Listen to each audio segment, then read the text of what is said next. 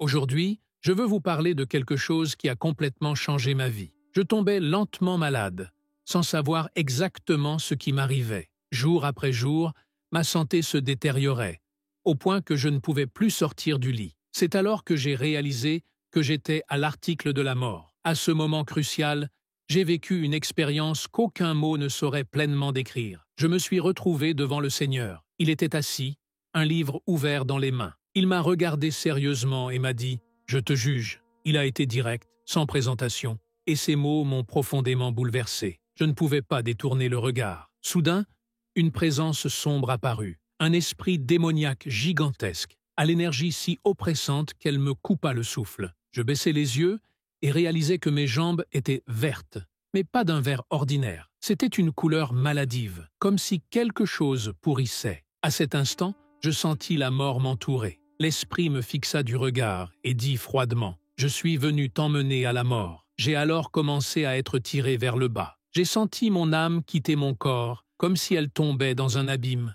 En descendant, j'ai vu des visages déformés, des silhouettes de zombies. J'ai essayé de parler à l'un d'eux. « Tu vas bien ?» Mais il a baissé la tête, l'air d'une douleur profonde, complètement perdu dans l'agonie. Peu après, j'ai entendu parler d'un gouffre à verre. On m'a dit que dans cette partie de l'enfer, les âmes plongeaient dans ces fosses pour échapper à la chaleur insupportable. C'était mon premier aperçu de ce qui m'attendait là-bas. Et la suite fut encore plus choquante. À cet instant, tout est devenu incroyablement clair. C'était comme si je voyais la vérité sans aucun filtre. Et c'est là que j'ai réalisé « Oh mon Dieu, je suis mort ». Je pensais être sauvé, j'y avais toujours cru. À ce moment-là, j'ai cru que j'allais peut-être aller en enfer. Encore en transe, j'ai senti la présence du Saint-Esprit m'envelopper. Puis, avec autorité, j'ai déclaré « Au nom de Jésus, je t'ordonne de partir ». L'Esprit s'est légèrement retiré, comme poussé, mais il n'est pas parti. J'ai recommencé, et l'effet a été le même. Un léger retrait, puis il est revenu. Il continua de me fixer, puis j'ai ressenti quelque chose de différent. C'était comme si le Saint-Esprit me disait « Tu dois joindre la foi à tes paroles ». Et c'est ce que j'ai fait. J'ai répété, croyant sincèrement, et instantanément, l'Esprit a été chassé. Je suis retourné dans mon corps, pleinement éveillé. Ce n'était que la première d'une série d'environ 8 à 10 expériences similaires. Après cela, j'ai tout raconté à mon père et à mon frère. Ils étaient effrayés et ont prié pour moi. Mais environ un mois plus tard, la même chose s'est reproduite, cette fois chez nous à Salem. L'esprit était différent cette fois. Il avait un visage rond, entouré d'une sorte de feu. Il se déplaçait comme un serpent, allant et venant. Dès que je suis entré en transe, je l'ai reconnu immédiatement. Pas encore, j'ai essayé de le repousser, mais il refusait. Et puis, il m'a parlé. La voix était claire, froide et puissante. Celui dont tu as invoqué le nom ne t'a pas délivré. Cela m'a profondément touché. Mais même si j'étais nouveau dans la foi, quelque chose est sorti de ma bouche comme un coup de tonnerre. Par le sang de Jésus, je t'ordonne de fuir. Et à cet instant, il a été jeté hors de la pièce. Ces épisodes se sont produits environ 8 fois au total. Cela m'a profondément affecté. J'ai commencé à avoir peur de dormir. J'avais peur du noir depuis toute petite. Et maintenant, ça n'a fait qu'empirer. J'ai commencé à dormir avec la lumière allumée. Mais c'est là que le Seigneur m'a révélé quelque chose. Il m'a fait comprendre qu'en gardant la lumière allumée, je faisais plus confiance à cet interrupteur qu'à lui. C'était comme si je créais une voie par laquelle la peur pouvait s'infiltrer, au lieu de faire confiance à la protection de Dieu. Lors d'une de mes dernières expériences, l'esprit m'a jeté violemment sur le lit. J'ai lutté, j'ai réussi à me libérer et j'ai couru pour allumer la lumière. Mais j'ai été renversé avant de pouvoir l'atteindre. À cet instant, j'ai tout compris. Je plaçais ma sécurité dans la lumière de la pièce et non en Dieu. Allongé là, j'ai déclaré avec foi « Au nom de Jésus, sors » et l'esprit a de nouveau disparu. Ces expériences furent intenses, réelles et ont marqué durablement mon esprit. Peu de temps après, j'ai rejoint la mission jeunesse en mission à Kona, à Hawaï. J'ai ensuite suivi l'école de formation de disciples. J'étais loin de me douter que ce n'était que le début de mon cheminement avec Dieu. Après tout ce que j'avais vécu, je me suis lancé à corps perdu dans une recherche profonde de Dieu. Ce fut une longue période de jeûne, de prière et de méditation de la parole. Je m'éloignais de tout et de tous, me rendant dans des endroits isolés, champs, sentiers, partout où je pouvais être seul, et là, je cherchais sa présence. J'ai beaucoup appris. C'était un processus intense et, honnêtement, difficile. Mais chaque seconde en valait la peine. Après mon école missionnaire avec Jeunesse en mission, j'ai poursuivi mon engagement pastoral pendant quelques années dans l'Oregon. Durant cette période, quelque chose en moi a grandi de manière incontrôlable. Un désir ardent de connaître Dieu encore plus intimement. Je me suis promis, je ne m'arrêterai pas avant d'avoir une rencontre directe avec le Seigneur. Je voulais aussi être baptisé du Saint-Esprit. Pas seulement par ouï-dire ou par expérience émotionnelle, je voulais quelque chose de réel, de vrai, quelque chose au-delà du don des langues. J'ai passé environ 6 mois à rechercher intensément Dieu. Je ne jeûnais pas complètement tous les jours, mais je renonçais presque tous les jours à au moins un repas. Après le travail, ou quand je ne travaillais pas, j'allais directement au champ, dans les bois ou dans tout autre endroit où je pouvais être seul avec Dieu. Là, j'ai prié, lu la Bible, jeûné et attendu. C'est durant cette période que j'ai connu une pureté plus grande que jamais. J'étais complètement libéré des vieux péchés de mon enfance, notamment de la lutte contre la luxure. Dieu m'a libéré complètement. Cela ne faisait plus partie de moi. Ce mode de vie a duré plusieurs années. Un verset a profondément marqué cette époque, le psaume 24. Ce texte dit « Qui montera à la montagne de l'Éternel? Qui se tiendra dans son sanctuaire? Celui qui a les mains innocentes et le cœur pur, qui ne livre pas son âme à la vanité et ne jure pas avec tromperie, celui-là recevra la bénédiction de l'Éternel. » Pour moi, ce n'était pas seulement un joli verset, c'était un style de vie. Je savais que pour ressentir la présence réelle de Dieu, je devais vivre dans l'obéissance. Plus que de dire « Jésus, tu es mon Seigneur », il me fallait vivre comme tel, vivre les commandements du Christ, demeurer en lui. C'est cela qui transforme vraiment. Et j'ai pris ça au sérieux. Un jour, alors que je priais pour ma ville, j'ai dit « Saint-Esprit, aide-moi à prier ». Et à cet instant précis, j'ai senti la présence de Dieu m'envelopper si intensément qu'elle était presque palpable. C'est à ce moment-là que j'ai eu une vision. J'ai vu le Seigneur au ciel. Cela a tout changé en moi. À partir de ce jour, j'ai commencé à ressentir la présence de Dieu quotidiennement. Quand je l'appelais, il venait. Tout a changé. Après avoir été baptisé dans le Saint-Esprit, ma vie a été complètement transformée. C'était un moment sacré et inoubliable. Ressentir sa présence ainsi m'a laissé une impression durable. Un autre texte que Dieu a beaucoup utilisé pour me parler au fil des années est le chapitre 15 de Jean. Jésus dit « Je suis le vrai cep et mon Père est le vigneron. Tout sarment qui ne porte pas de fruit, il le retranche. Et tout sarment qui porte du fruit, il l'émonde, afin qu'il porte encore plus de fruits. Demeurez en moi, et je demeurerai en vous. De même que le sarment ne peut de lui-même porter du fruit s'il ne demeure attaché au cep. Ainsi vous non plus, si vous ne demeurez en moi. » Cet enseignement est devenu le fondement de ma marche avec Dieu. Sans lui, je ne peux rien faire. Si je ne demeure pas en lui, si je n'observe pas ses commandements, comment puis-je me dire disciple? Jésus a dit « Si vous obéissez à mes commandements, vous demeurerez dans mon amour, tout comme j'obéis au Père, et demeure dans son amour. » C'est ce que le Seigneur m'a enseigné dès le début. Demeurer en lui, vivre dans l'obéissance, et non pas seulement connaître par ouï-dire, mais connaître en marchant à ses côtés. Malheureusement, de nombreuses églises aujourd'hui n'abordent pas ce sujet en profondeur. Mais pour moi, c'est le cœur du sujet. Beaucoup pensent qu'une fois qu'ils acceptent Jésus, tout est réglé, qu'ils peuvent vivre comme ils l'entendent, comme s'ils avaient une carte d'accès garantie. Mais Dieu m'a montré que l'obéissance à la parole est fondamentale. Elle n'est pas facultative. Le fondement de notre foi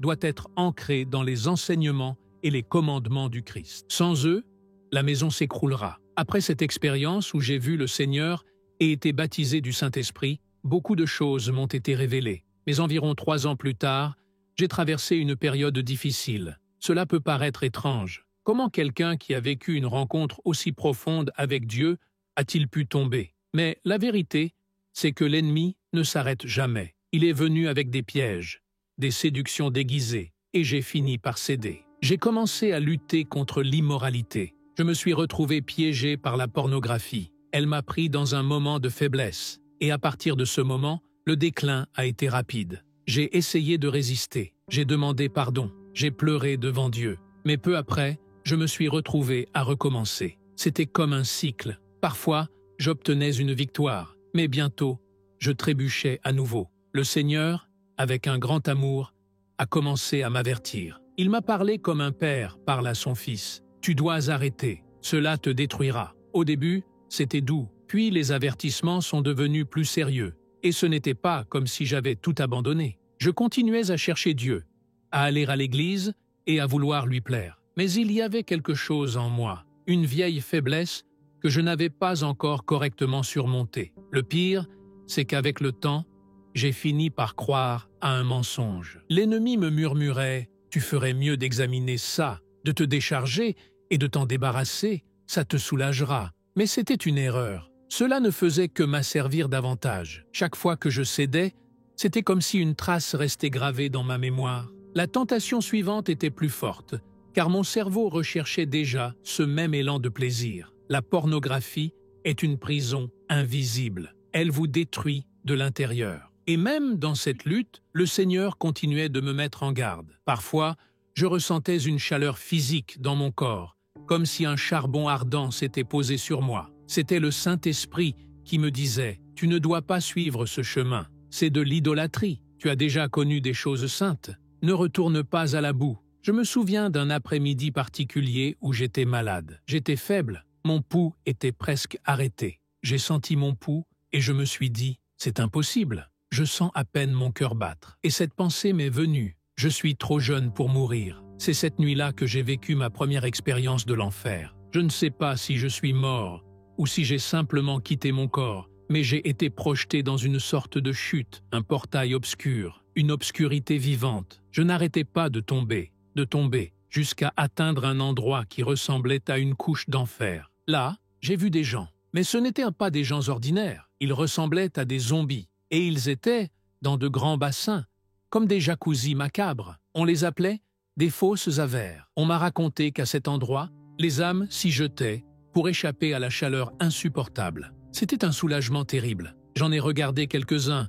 et j'ai demandé « Est-ce que ça va ?» Ils ont simplement baissé la tête, en silence, consumés par le chagrin. Cela m'a brisé le moral. J'ai alors crié au Seigneur et en un instant, j'ai retrouvé mon corps. Mon pouls était normal et j'ai continué ma journée, mais le cœur lourd. Dieu m'a montré qu'en cédant sciemment au péché, je prêtais allégeance à l'ennemi, et cela ouvrait la porte à la mort. Quand j'obéis à Christ, je soumets ma vie à l'esprit de vie, mais quand je choisis le péché, je donne ma permission au royaume des ténèbres. Environ 1 mois plus tard, un autre avertissement est arrivé. Je ne m'étais toujours pas vraiment repenti. Demander pardon n'est pas synonyme de changement. Dire « Seigneur, pardonne-moi » sans rompre avec le péché relève simplement de la religiosité. La véritable repentance est un changement de direction. La Bible parle de porter des fruits dignes de la repentance. Et à ce moment-là, le Seigneur m'a appelé sur la côte. Ce fut comme une mini-expérience de jugement.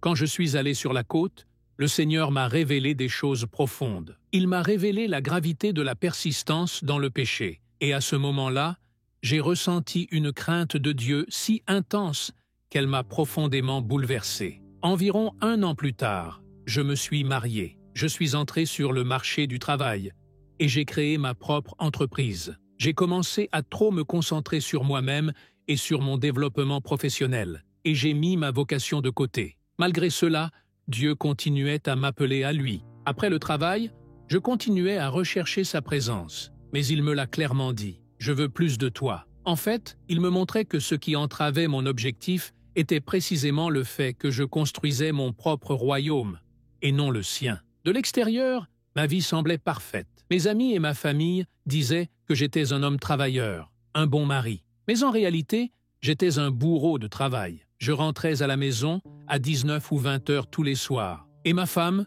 s'en plaignait beaucoup. C'est alors que le Seigneur m'a parlé directement. « Tu dois travailler moins. Tu te sers du travail comme d'une échappatoire. Tu fuis ta vocation. » Malgré cet avertissement, j'ai continué sur cette lancée. La peur de ne pas payer les factures, de manquer quelque chose, m'a freiné. Et pendant cette même période, J'ai fini par retomber dans mon addiction à la pornographie.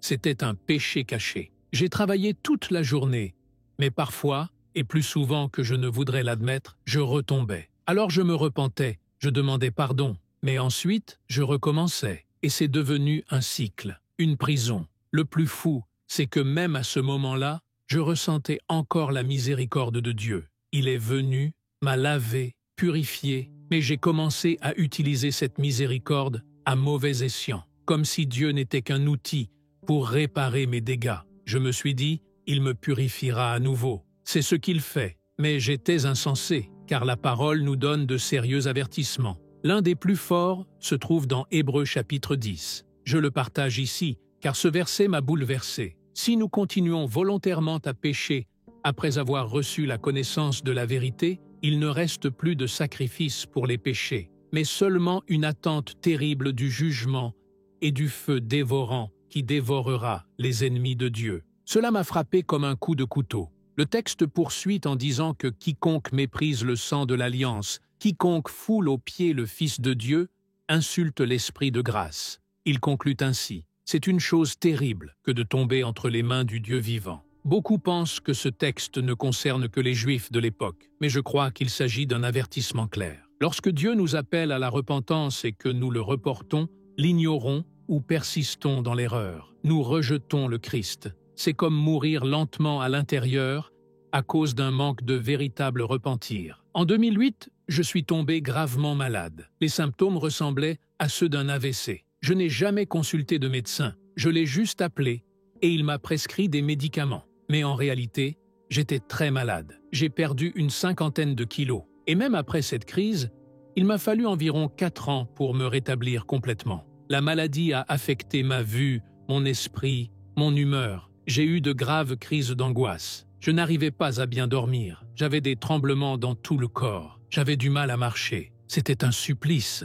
C'est à cette époque que j'ai fait un rêve, mais pas n'importe lequel. Il semblait bien plus réel, comme une expérience réelle. Et c'est ce dont je vais vous parler maintenant. J'ai fait un rêve qui semblait plus réel que tout. Il était vivant, coloré, intense. Je n'avais pas l'impression de rêver, mais d'entrer dans une autre dimension. Tout a commencé lorsque je me suis endormi et que je me suis réveillé dans une sorte de vision. J'étais en train d'exercer mon ministère auprès des gens, et à côté de moi se trouvait un autre homme, lui aussi, en exercice. Au fond de moi, je savais que c'était ma vocation. C'était comme si je voyais qui j'étais destiné à être. Chaque fois qu'il parlait, priait ou bougeait, je faisais exactement la même chose. C'était comme si je reproduisais ses pas. Puis, je suis allé m'asseoir, et il s'est assis aussi, seulement sur moi, et il n'était pas à ma taille. Je l'ai regardé et j'ai dit « Il ne me va pas ». Il s'est levé, m'a regardé et a répondu « Je connais quelqu'un qui peut t'aider ».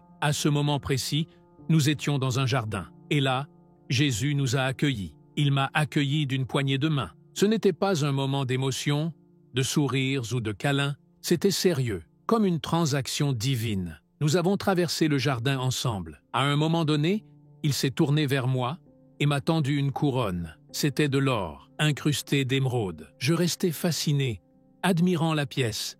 Elle était magnifique. Mais quand j'ai regardé Jésus en face, j'ai remarqué quelque chose. Il ne souriait pas. Il me fixait simplement, avec des yeux intenses. Ses yeux ont changé de couleur. Vert, marron, rouge, jusqu'à ce que j'y voie des flammes. C'était comme si le feu avait transpercé mon âme. Il ne dit rien, mais ses yeux disaient tout. C'était comme s'il disait « c'est très sérieux ». Soudain, au milieu de cette vision, j'en ai eu une autre. J'ai vu une créature énorme, comme un monstre de 6 ou 8 étages, qui me maintenait violemment au sol. D'un côté, il tenait ma vocation. De l'autre, il me tenait. Et il me secoua si fort que mon corps devint inerte, sans vie. Je savais qu'il allait m'écraser. Une pensée claire m'est venue. Il va me détruire. Et juste au moment où il allait joindre ses mains pour m'écraser, Jésus descendit du ciel. Des couleurs translucides, violet, bleu, lumière, ont envahi le ciel. Il arriva dans un nuage,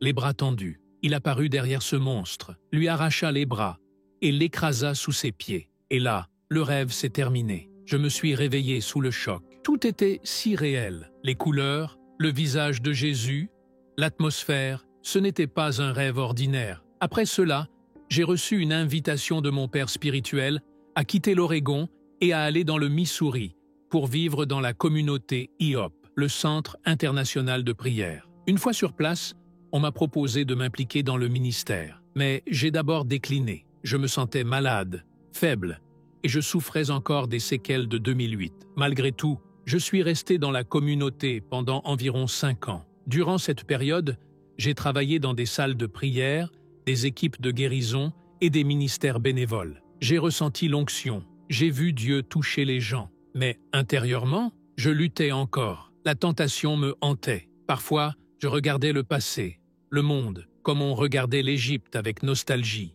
Est-ce que ça vaut vraiment la peine de suivre cette voie? J'ai l'impression que plus je cède, plus c'est difficile. Mais Jésus dit, « Quiconque met la main à la charrue et regarde en arrière n'est pas digne du royaume. » Le Seigneur prend cela au sérieux. Il veut un engagement véritable, et non une foi qui s'abandonne au passé. Pourtant, je luttais en silence, et à mesure que ce conflit intérieur s'intensifiait, ma santé se détériorait. Je suis devenu de plus en plus faible jusqu'à atteindre le point où j'étais littéralement au bord de la mort. Mais avant cela, je me souviens d'un jour en particulier. J'étais assis dans un fauteuil, trop faible pour quitter la maison. Cela faisait environ 6 mois que je n'avais pas quitté la maison. Cet après-midi-là, j'ai regardé le film « Jésus de Nazareth ». Je me souviens que, dans une scène, certains disciples ont commencé à se demander si cela valait vraiment la peine de continuer à suivre Jésus. Et juste après avoir vu ça, j'ai été frappé par la même pensée. Si j'étais guéri maintenant, est-ce que je voudrais toujours le suivre? Ce fut un moment d'honnêteté brutale, et j'ai réalisé que quelque chose était brisé en moi. Ce jour-là, j'étais simplement honnête avec moi-même. Après tant de souffrances, je me suis demandé, est-ce que je veux encore continuer à suivre Jésus? Et oui, j'ai moi-même causé une partie de cette souffrance. Tout n'est pas forcément si difficile, mais mes choix ont fini par rendre les choses plus douloureuses que nécessaires. C'est dans ce moment de confusion et de sincérité que le Seigneur est apparu. J'ai eu une vision claire de lui. Jésus me regardait avec une expression sérieuse et frustrée. Ce n'était pas de la colère, mais ce n'était pas non plus de la compassion. C'était plutôt du dégoût. À ce moment-là, j'ai compris. C'était parce que j'avais tant reçu de lui. Et la Bible dit « On demandera beaucoup à qui l'on a beaucoup donné ». À cette époque, je n'avais pas été directement impliqué dans la pornographie depuis quelques années. Mais la racine, le désir, la lutte contre la luxure étaient toujours en moi, silencieuse. Ma santé a recommencé à décliner. Un jour, je me suis tourné vers ma femme et mes enfants et j'ai annoncé à ma famille que j'étais en Oregon. Soit Dieu me guérira, soit il me prendra. Parce que, dans l'état actuel des choses, je n'en peux plus. J'avais perdu une 60aine de kilos. Je ne pouvais plus rien garder. Pour vous donner une idée, il y avait des jours où je ne pouvais même pas aller aux toilettes. J'utilisais des bouteilles en plastique pour uriner, car si je me levais, je m'évanouissais. Mon cœur s'emballait soudainement. J'avais des crises d'épilepsie qui me faisaient perdre connaissance. Des gens sont venus chez moi, ont prié pour moi et m'ont imposé les mains. J'ai senti la présence de Dieu, j'ai ressenti quelque chose de réel, mais je n'étais pas guéri. Et puis, un après-midi, je ne sais pas si je suis mort ou si je me suis simplement évanoui, mais j'ai vécu quelque chose de surnaturel. Je me suis retrouvé devant le Seigneur. Il était assis avec un livre ouvert. Et la première chose qu'il a dite était « Je te juge ». Puis il a dit quelque chose qui m'a glacé le sang. « Je te coupe les vivres, tu risques la damnation éternelle ». Il y avait d'autres mots, mais j'ai décidé de ne pas en partager certains publiquement. Désespéré, je dis « Mais Seigneur, qu'en est-il de tout ce que j'ai fait pour toi? Les prières, les intercessions, la recherche quotidienne, le combat pour la pureté ?» À ce moment-là, il fit un geste de vomissement, et j'ai immédiatement compris. Tu étais tiède, tu étais comme la Odyssée, tu pensais être en feu, mais tu étais froid. Cela m'a brisé à l'intérieur. Puis, j'ai vu un être angélique. Il est apparu et m'a planté une épée directement dans le cœur, 2 fois. C'était comme si je mourais intérieurement. Il était blindé. Il ressemblait à un guerrier venu du ciel. Immédiatement après, j'ai eu l'impression d'être éloigné du Seigneur. Une séparation, un vide. Puis, un esprit démoniaque apparut, immense. Sa présence était écrasante. J'ai regardé mes jambes. Elles étaient vertes, d'une couleur maladive, presque pourrie. Et l'esprit dit je suis venu pour te mener à la mort. Et puis j'ai commencé à descendre. Mon âme s'est détachée de mon corps. Je l'ai clairement senti. Et ce que j'ai vécu là-bas était à l'opposé de la paix promise par l'Évangile. C'était une peur qui dépasse toute intelligence. Il n'y a pas de mots pour l'expliquer. C'était une terreur absolue. Il n'y avait nulle part où fuir, aucune issue, aucun espoir. En descendant, je m'écriais « Jésus, aie pitié de moi ». Et à cet instant, j'ai vu Jésus venir vers moi, comme s'il courait, de toute urgence. Il s'est approché de moi, a mis son bras autour de moi et m'a regardé dans les yeux. Il a dit fermement et avec amour « Je t'aime et je veux que tu sois là où je suis ». À ce moment précis, je me suis réveillé, je suis retourné dans mon corps et j'étais guéri. J'étais complètement guéri. Alors que j'avais du mal à sortir du lit, je marchais désormais des kilomètres par jour. Je suis retourné à faire quelque chose que j'ai toujours aimé, marcher en plein air, me connecter avec Dieu à chaque pas. Mais il y a un détail de l'expérience du procès que je n'avais pas encore mentionné et qui était extrêmement frappant. Avant que tout cela n'arrive, avant que je sois jeté dans cet abîme, Jésus s'est levé, est venu vers moi et a touché ma poitrine et mon front. Il a dit « C'est le baptême du feu ». À ce moment-là, j'ai eu l'impression que ma poitrine était en feu, puis mon front. Il a répété « C'est le baptême du feu ». Et c'est seulement alors que j'ai été jeté dans cette expérience avec le jugement, l'aliénation, le diable et finalement l'étreinte de Jésus. Ce baptême du feu fut profond. Il n'est pas seulement symbolique. Aujourd'hui encore, je ressens une sensation de brûlure physique à la poitrine et au front par moments. Même après ma guérison, je n'arrivais pas à bien dormir. Ce n'était plus à cause de la maladie, mais à cause de la crainte du Seigneur. Je tremblais. Presque chaque soir, je serrais ma femme dans mes bras, saisi par la peur. Une peur profonde et sacrée, celle de quelqu'un qui a vu ce qu'il a vu et qui sait qu'on ne peut pas jouer avec Dieu. J'avais perdu cette légère paix qui m'accompagnait auparavant.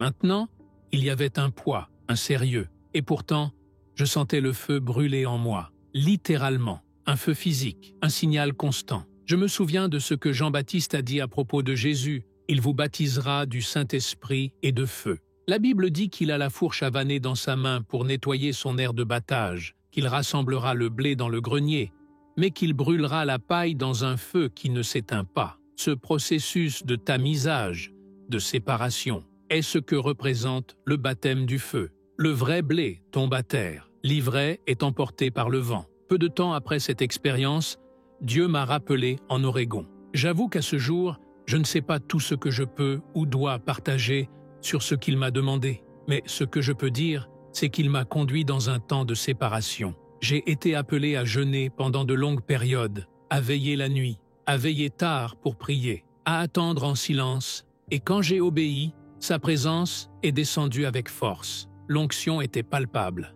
Durant une de ces périodes, j'ai passé beaucoup de temps isolé dans la nature. Il n'y avait que moi, Dieu et le silence. Et je savais que cela venait de lui parce que chaque fois que je retournais à mes occupations, je sentais un poids sur mon cœur. Mais lorsqu'il obéit, la tristesse disparut, la joie revint, la paix a inondé mon être. C'est ainsi qu'il m'a guidé, à travers la paix et son absence. Quand je n'étais pas dans sa volonté, je ressentais le feu, la douleur, la correction. Mais lorsque j'ai suivi ses instructions, la paix est venue, la joie est venue. Et cette joie était la force qui me permettait de continuer, même dans les tâches les plus difficiles qu'il m'avait confiées. Le baptême du feu n'est pas seulement un symbole spirituel, il est réel. C'est une forme de discipline. La parole dit que Dieu discipline ceux qu'il aime. Et j'en ai fait personnellement l'expérience. Ce feu en moi est comme une invitation, un appel à cesser d'être de la paille et à devenir du blé. C'est un processus douloureux, car ce feu ne brûle pas de l'extérieur vers l'intérieur. Il brûle ce qui est caché au plus profond de nous-mêmes. Il s'agit de purifier, d'éliminer toute impureté et de ne laisser apparaître en moi que la pureté du Christ. J'avoue, il y a des aspects de tout cela que je ne sais même pas comment expliquer. Ce sont des expériences tellement intenses que je pense que peu de gens comprendraient aujourd'hui. Mais ce que je peux dire, c'est que ce processus a commencé en 2012 et aujourd'hui, en 2025, il n'est pas encore terminé. J'ai vécu des moments de victoire, de belles expériences avec Dieu. Il m'a fait comprendre, ce n'est pas encore fini. Ceci est mon témoignage, mais il est encore en construction. Je suis, sans aucun doute, une œuvre inachevée. Et je vous demande, si vous le pouvez, priez pour moi. Cette période a été la plus difficile de toute ma vie. Durant cette période, j'ai fait plusieurs rêves, mais l'un d'eux en particulier s'est répété 3 fois, exactement le même, 3 fois. Savez-vous ce que c'est? 3 rêves identiques? Ce n'est pas courant, c'est surnaturel. Dans mon rêve, j'étais en train de mourir. 6 êtres angéliques sont venus à moi. Ils m'ont encerclé et m'ont retenu prisonnier, comme s'ils exécutaient un ordre. Ils m'ont dit qu'ils étaient là sur ordre du Seigneur. Et puis, ils m'ont jeté à travers un portail profond et sombre. J'ai commencé à tomber, et en bas, j'ai vu ce qui m'attendait, le lac de feu. Cela lui est tombé dessus directement, et c'était comme si je ressentais physiquement tout, douleur, brûlure, agonie. Et même ainsi, même dans cet incendie, j'étais conscient qu'il y avait un temps. Je savais qu'après une vingtaine ou une trentaine de jours, la douleur cesserait. Et c'est exactement ce qui s'est passé. La douleur a cessé. Et à sa place est venu un sentiment de transformation. C'était comme si la sanctification se produisait là, à l'intérieur du feu. Et, aussi étrange que cela puisse paraître, j'ai commencé à ressentir de la joie, une joie différente, née de la purification. Et à la fin, le Seigneur m'a sorti de là. Il m'a pris la main et m'a fait sortir de cet endroit. Peu de temps après, je suis apparu dans un jardin et j'ai vu le visage de Jésus me sourire, d'une oreille à l'autre. C'était un sourire indescriptible, un sourire plein d'amour, d'honneur et d'approbation. Ce rêve s'est produit 3 fois et aujourd'hui je comprends que c'est une représentation de ce que Dieu fait en moi. Ce baptême de feu a pour but de brûler ce qui est faux, ce qui est impur. C'est le processus le plus douloureux auquel j'ai jamais été confronté. Mais c'est aussi le plus nécessaire. Et je dois laisser un avertissement, car Dieu m'a aussi prévenu. Si je ne m'abandonne pas complètement à ce processus, si je fuis ce qu'il m'a demandé, les conséquences pourraient être encore pires. Il m'a déjà montré cela. Il m'a déjà montré ce qu'est la condamnation. Et ce n'était pas une image symbolique. Je l'ai vu avec mes propres yeux spirituels. La raison pour laquelle ce processus n'est pas encore terminé est précisément parce que, parfois, j'ai hésité. Je ne me suis pas donné complètement. Et vous vous demandez peut-être, mais pourquoi? Pourquoi ne pas céder? Parce que ça fait mal, très mal. Dans mon humanité, parfois je cours, mais Dieu, dans sa miséricorde, me ramène toujours en arrière. Parfois, il vient avec compassion. D'autres fois, il montre les dents. Nous aimons imaginer Jésus comme un agneau doux et docile, mais il est aussi un lion. Il est également juge, et il sait exactement comment nous façonner. Jésus est un juge, et il prend cela très au sérieux, surtout lorsqu'il s'agit de l'Église elle-même. Il suffit de lire Apocalypse, chapitre 2, pour comprendre. Il est complet, il est amour, mais il est aussi justice, vérité et autorité.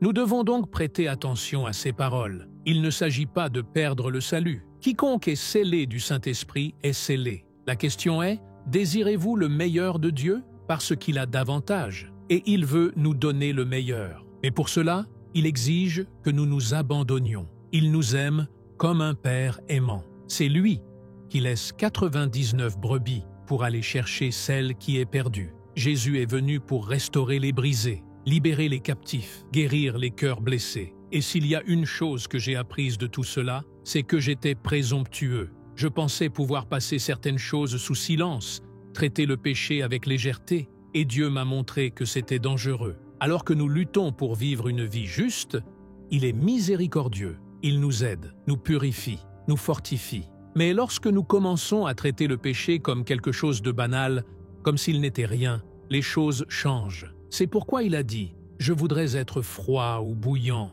mais tiède. Je vomis. Je préfère me tenir devant Dieu avec humilité, même brisé, plutôt qu'emporté par l'orgueil et pensant que tout va bien. » Si vous êtes arrivé jusqu'ici, en écoutant mon témoignage, je tiens à vous remercier. Je vous en suis sincèrement reconnaissant. J'ai partagé tout cela parce que je crois que cela peut servir d'avertissement, mais aussi de source d'espoir. Si vous souffrez, ne fuyez pas. Si vous avez des difficultés, ne le prenez pas à la légère. Soyez honnête avec Dieu. Apprenez ce qu'est la véritable repentance. Ce n'est pas seulement demander pardon, c'est emprunter un chemin différent. Et cela n'arrive qu'avec l'aide du Saint-Esprit. Avant de terminer, je voudrais dire une prière. Si vous le pouvez, priez avec moi. Seigneur, je prie maintenant pour chaque personne qui écoute ce récit, qu'elle ne méprise pas ton alliance, mais la respecte. Que ce que j'ai partagé ici serve d'avertissement, mais aussi de lumière sur le chemin.